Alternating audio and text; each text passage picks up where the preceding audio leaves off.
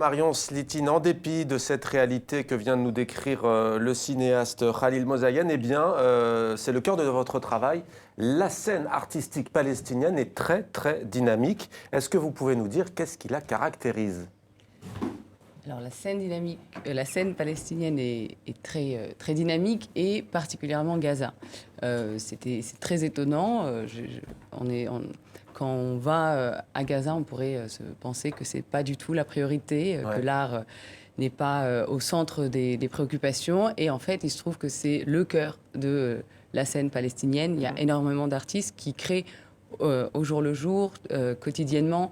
Il y a des galeries très actives à Gaza. Il y a des musiciens, il y a des vidéastes aussi, des réalisateurs. Et donc, c'est une véritable pépinière d'artistes, un laboratoire artistique, en dépit, évidemment, toutes les contraintes que vous avez évoquées. Alors, vous le dites, et c'est vrai, la plupart des artistes dans le monde passent leur vie à chercher une cause. Pour les Gazaouis, elle est toute trouvée. Est-ce que vous pouvez nous expliquer votre propos ?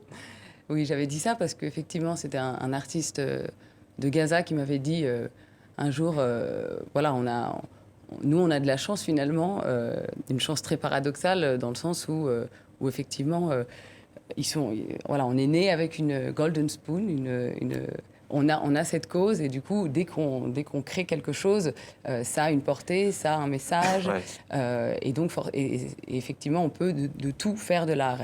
Et je pense que les artistes qui sont autour de cette table sont très, très significatifs à cet égard. C'est un art de l'urgence, c'est un art où en dépit de toutes ces contraintes, ils continuent à créer avec ce qu'ils trouvent, parce qu'évidemment, il y a... Bon, mais c'est des gens qui sont pas du tout dans un discours de victimisation. Ils ont vraiment envie de montrer une image de vie, une